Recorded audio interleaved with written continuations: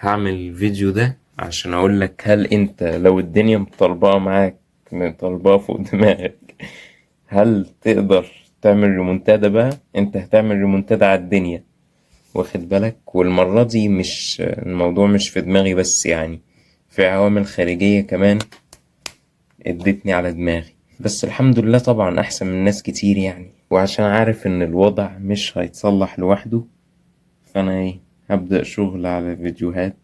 وحاليا عايز اوريكم وانا بكتب سكريبت، تمام؟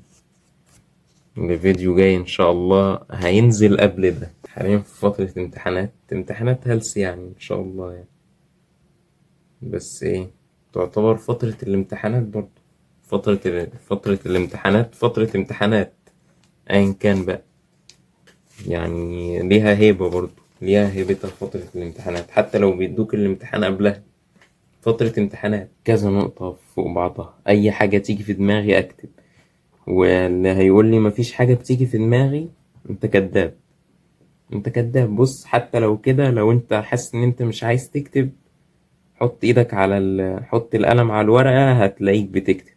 وهتلاقي عقلك بيديك اقتراحات. بعد ما تكتبهم بيكون شكلهم عشوائي وهمجي، فبتبدأ مثلا ترتبهم. انا بقى وصلت للمرحلة دي، رتبتهم. هكتب شوية وهو التسجيل شغال عشان ابان ان انا شخص مهم بس، وبعدين هقفل التسجيل. لسه مخلص اخر امتحان. يخرب بيت ابو كده يا جدعان، هتجنجن وربنا هتجنجن. هيجرالي حاجة، عايز احلق. عشان تعرفوا ان انا راجل محترم، هكتب رسالة لابويا عشان ما يقلقش عليا عشان انزل احلق. هكتب له ثانية، هتشوفوا الرسالة دلوقتي.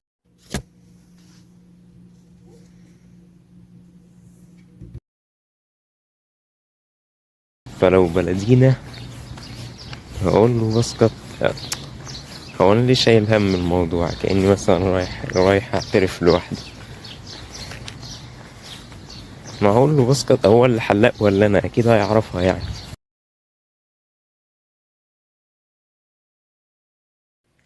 شيء. تسلم ايدك يا حودة، ظبطني والله. شوف من ورا اهو، من ورا والله ما كان قصدي، بس شوفوها بقى من ورا. يا سلام عليك. وقال لي بعد ما خلص الحلقة، قال لي حاجة كده، قال لي يا برو، يو يو يو. خلاص بقى يا محمود بقى، يعني كده بقى الواحد يفوق ويعمل لكم فيديو اليوتيوب وهو فايق.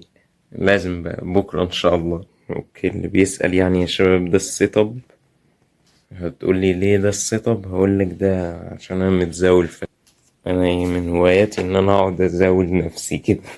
تم عمل فيديو وتقطيع السكريبت بالنجاح. بقطع السكريبت عشان انا ويل داس نجا، ومش حابب اهلي يشوفوه.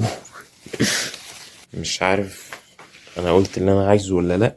مش عارف الفيديو حلو ولا لا، بس هيبان اكتر لما منتجه واظبطه ان شاء الله. صورت لكم امبارح ساعة وعشر دقايق عشان اطلع لكم منها مثلا بيور نص ساعة ده، وانا بكره التصوير. فيا جدعان لو محدش هيديني كريدت، انا هدي كريدت لنفسي. I'm fucking grinding.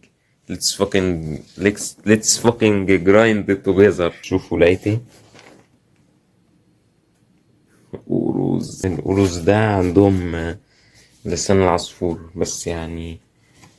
يا اخي استغفر الله العظيم، اقول لسان عصفور ازاي بس؟ طب يعني دي دخلت السجن ليه يعني؟ مش فاهم، سرقت ولا حاجة؟ لز- نزلت الفيديو 10 مشاهدات في 24 ساعة. What the fuck did you expect؟ هذا المهم يا شباب، متوقعة جدا. وانا يعني الحمد لله مش زعلان، هموت نفسي من الزعل. بس لا بجد احنا لسه بنسخن، وان شاء الله اللي جاي المشاهدات هتعلى تاني. مرنت تمرينة جامدة امبارح، تمرين دراع. الفيديو اللي انا نزلته اللي هو ده، كنت متعصب فشخ فيه. عارف اللي هو كنت بحزق فيه، لان كل شوية اعيد ما يظبطش معايا، فكنت بقى بتكلم وانا متعصب. عندي واحد صاحبي المهم بجهز لفيديو طويل تاني ان شاء الله يبقى كويس. وفي سؤال انا سألته لنفسي، انا هخلص الفلوج ده امتى؟ فمش هقول لما افرح الفلوج ده هيخلص، لان انا الحمد لله يعني فرحان، وحتى لو مش فرحان الحمد لله، لان لو اتسخطت هاخد على دماغي. تمام. بس خلينا نقول لو هسافر، قبل ما اسافر هخلص الفلوج ده، خلاص همنتجه واقفل على كده، يا اما مش عارف، بس في الغالب ممكن على نص رمضان كده، وان شاء الله اكون عملت نتيجة مرضية، واللي هو فعلا اثبتت للشباب ان انت لو في وضع وحش ممكن تقلب الوضع ده، وطبعا بمشيئة ربنا في الاول وفي الاخر. في حاجة كمان، امبارح كنت راجع انا وابويا بالعربية، تمام، فبفتح كلام معاه بقول له في شوية عيال اجانب كده في الجيم معايا، فما قال لي ايه نظامهم دول؟ قلت له شكلهم بيدرسوا وبتاع. قال لي ايه وفت وكده، يعني فورمة الساحل كده؟ قلت له ايوه. قال لي طب ماشي، احنا قربنا ان شاء الله، قدامنا سنتين كده ولا حاجة. هو بيحب يهزر كده دايما، يعني مثلا يكون مثلا بنغلي مية عشان الشاي، يقول ده قدامها 3 سنين، فهو هزاره كده. بس انا ساعتها اتفشخت ضحك، عشان هو فعلا معاه حق، هي مش هتيجي في يوم وليلة، هو مثلا ممكن يكون قدامي سنتين فعلا. حاجة كمان حابب أشاركها معاكم في الفيديوهات، غلط ملحوظ أنا بعمله، بقعد أعيد وأزيد في نقطة معينة، واللي هو خلاص يا إما هي وضحت ما تقعدش تعيد وتزيد فيها، خلاص وضحت للناس، يا إما ترتبها في دماغك بعدين تقول. لكن أنا بقى بقعد أهري وأحرق في كلام على الفاضي. إيدي اتقطعت، إيدي اتقطعت، لا بهزر. بيتهيألي كده المفروض ننزل بالطماطم.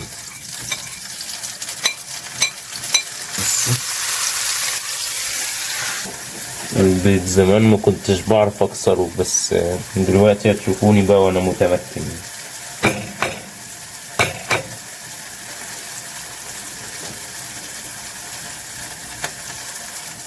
بالطين اهو يا ماما، بالطين عشان ما تشخنيش. ان المحترم يعني. خلاص بقى مش لازم. ونزلت تاني فيديو، عملت فيديو ونزلته اللي هو عن ازاي تتحكم بمشاعرك وتفهم افكارك، وهنشوف بقى النتيجة ان شاء الله. متوقع نتيجة احسن من فيديو اليوتيوب ده. سقف ايه؟ سقف التوقعات.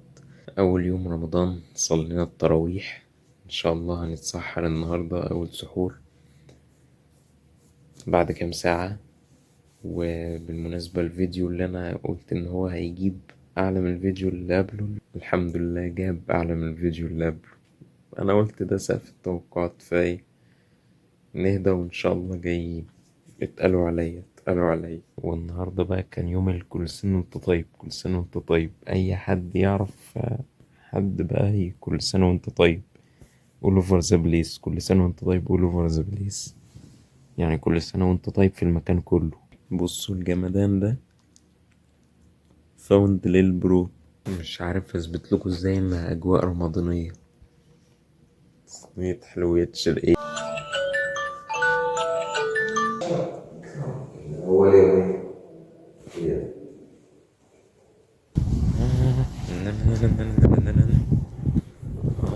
شوف الخفاق الأخضر، خفاق أخضر مفيش كلام. قد يتبين لكم إن أنا بعمل أكل، بس أنا بعمل رز بس عشان ما اضحكش عليكم، ما اضحكش. تمام.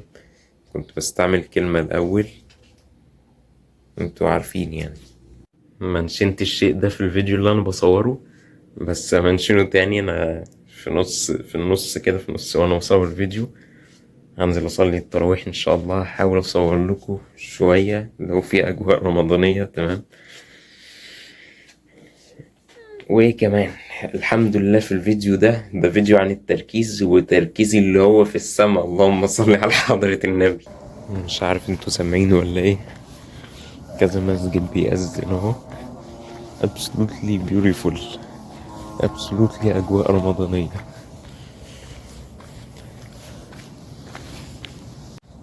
أنا رمضان جانا يا عم، مرحب شهر. واليوتيوب طبعا بيهزقني جامد، المشاهدات قليلة جدا. بس نصيحة للشباب اللي هيبدأ يوتيوب يعني، اليوتيوب مش هيهدى عليك غير لما يلاقي قدامك وقت طويل. الحمد لله خلصت الأوروز. تحفة يا جدعان، من أحسن الأوروز اللي كلته في حياتي، من أحسن لسان العصفور اللي كلته في حياتي، وأنا يعني أكيد لسان عصفور. فبصوا، أجواء رمضانية أهي، أجواء رمضانية، مش حارمكم من حاجة. والبتاع الجثة اللي هنا دي بلاي ستيشن، مش عارف أنا ليه عامل كده فيه، بس أهم حاجة ما يطلبش يعني. وصل وصل وصل وصل وصل النهاردة مكرونة. ريننج اوتسايد.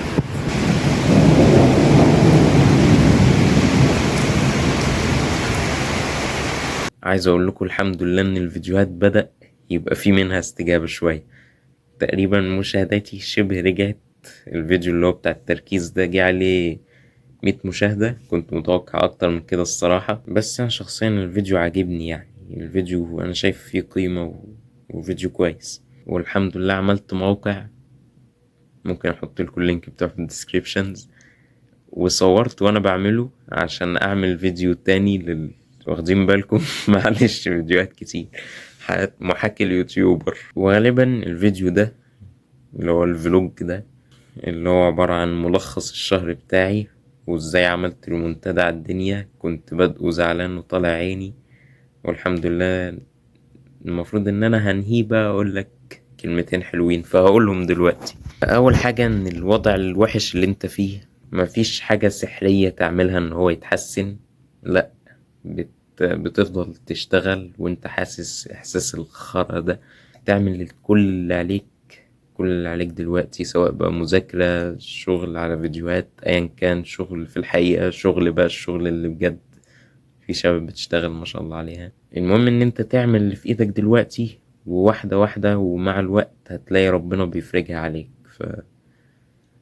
واحنا في رمضان اهو، فدخلت رمضان طبعا حسنت نفسيتي بكتير قوي، فربنا يفرجها علينا كلنا ويوفقنا ويصلح حالنا. يا رجالة النور قطع، بص قطع عليا، كان ممكن يقطع وانا بعمل حاجة مش تمام. انا بقول لكم اهو، حلو ان الواحد يفكر نفسه كل شوية، يفكر نفسه ويراجع نفسه، الحاجات الوحشة اللي بيعملها يحاول يبطلها، يحاول يكتر من الحاجات الكويسة. ربنا يصلح حالنا كلنا. اهو يا جدعان انا في الطراوة خالص. ده من غير الفلاش. يا ما بداش بقى، وربنا لا اقفلها على حاجة حلوة، مش هقفلها غير لما اتم اكمل 600 مشترك، وهحتفل بقى، هحتفل ايه، هو كله غم غم. يا جدعان بقينا 600 جدع، فهعمل احتفال على الضيق كده. يا حمص حمص الفرحة. المهم يا شباب الحمد لله، وشكرا. لما ببص على الرقم، انا مش شايف. شكرا يا جدعان، لما ببص على 600 انا مش شايف مجرد رقم، انا شايف جدعان انا بحترمهم، انا شايف افكار، شايف ناس زي الفل، فشكرا ليكم. 600 جدع وجدعة يعني، ده رقم كبير. تخيل 600 واحد متفقين على ان محتوى الشاب اللايفلس ده جميل، فالحمد لله يعني. ان شاء الله ربنا يقدرني واقدم لكم حاجة ممتعة، في نفس الوقت فيها نسبة فايدة، وأكون أكتر يعني، أقول النقطة على طول، مقعدش أعيد وأزيد في الكلام. ودي حاجة علمية، إن أنت الحاجة الوحشة اللي حصلت لك مش بتنساها، بس المشاعر السلبية اللي بتيجي معاها مش بتيجي معاها.